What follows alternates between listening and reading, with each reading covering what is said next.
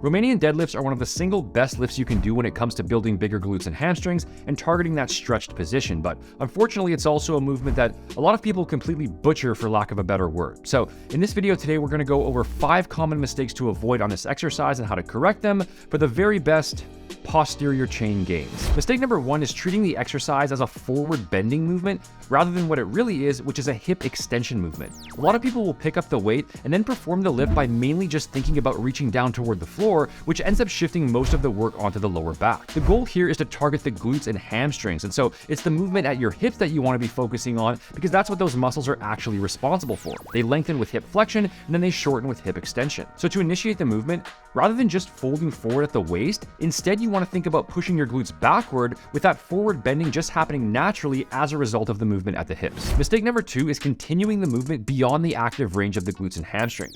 Like we just mentioned, the focus with an RDL or SLDL is hip flexion and hip extension. However, a really common mistake is continuing to bend forward at the waist even after the hips have reached their end range. A lot of people out there have this idea that more range of motion is automatically better, but in reality, it completely depends on what muscle you're trying to target and where within that range they're actually doing the work. If the hips are already fully flexed and you've pushed your glutes back as far as they can go, reaching further toward the floor from that point is just going to be all lower back. So if the goal is to take the glutes and hamstrings close to failure without the low back becoming a limiting factor, just lower yourself down until your hips can't travel back any further and then reverse the motion from there. Now, if you're accustomed to bending down as far as possible, then this is probably going to feel like a pretty short range of motion at first, but that's totally fine because once again, more ROM is not always superior. It just depends on the movement you're doing and what you're specifically trying to get out of it. Mistake number 3 has to do with the concentric portion of the rep, and that's hyperextending at the top of the movement. A lot of people do this not just on Romanian deadlifts, but also on regular deadlifts and squats as well, where once they're in a standing position, they'll push their hips even further forward and squeeze their glutes together, thinking that that's producing a stronger contraction. In reality,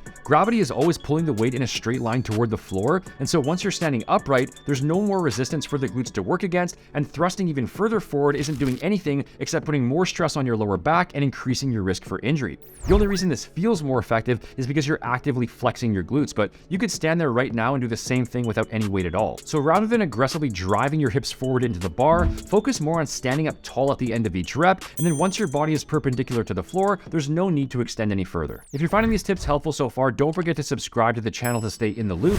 And mistake number 4 has to do with your neck position. There are 2 errors that get made on this one, and the first is cranking the neck upward and looking toward the ceiling. This is going to make it harder for you to maintain a neutral spine, meaning you won't be able to brace your core as effectively, and it'll also reduce the involvement of your glutes more in favor of your spinal erectors. So you're basically getting less work on the targeted muscle and more stress on your low back. So to avoid this, keep your chin slightly tucked throughout the exercise and your low back neutral or slightly arched. And then the second mistake is going to be looking sideways into the mirror. Now this can be tempting, especially if you're newer to the exercise and trying to check your form, but aside from possibly straining the neck itself, you're also going to be twisting your spine, which isn't ideal under heavy loads, and it also prevents you from building that overall body awareness and learning how it feels to execute the movement properly. If you need to check your form from the side, then just film yourself rather than looking sideways into the mirror. And lastly, mistake number 5 is going to be lifting excessively light. Romanian deadlifts and stiff leg deadlifts are movements where relying purely on feel can be pretty misleading because people will often base its effectiveness on that stretch sensation in the hamstrings at the bottom of the rep and then just assume that as long as they're feeling that stretch, then it must be working. However, that stretchy, burny feeling that you get in your hamstrings isn't actually mechanical tension, and instead it's the result of something called passive insufficiency, where the muscle is being lengthened at 2 joints simultaneously.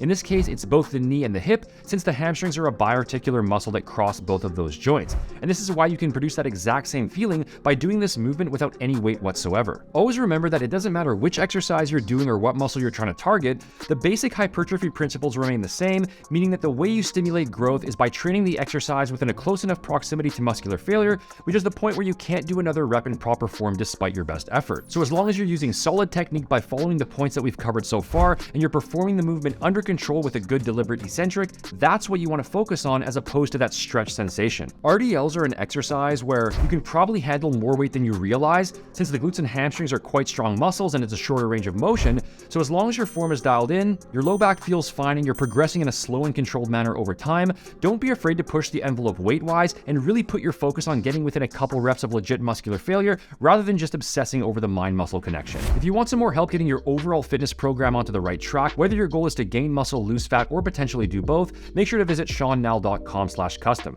Just fill out the short form on that page, and I'll send you back a free step-by-step training program based on your current condition and goals, along with an easy-to-follow nutrition plan as well. The link for that is in the description. For effective supplementation, visit realscienceathletics.com to check out my own line of research-backed, clinically dosed formulas I personally created to maximize your results. And here are 2 more videos I'd recommend watching now. Don't forget to subscribe to stay up to date. Thanks for watching, guys, and I'll talk to you again soon.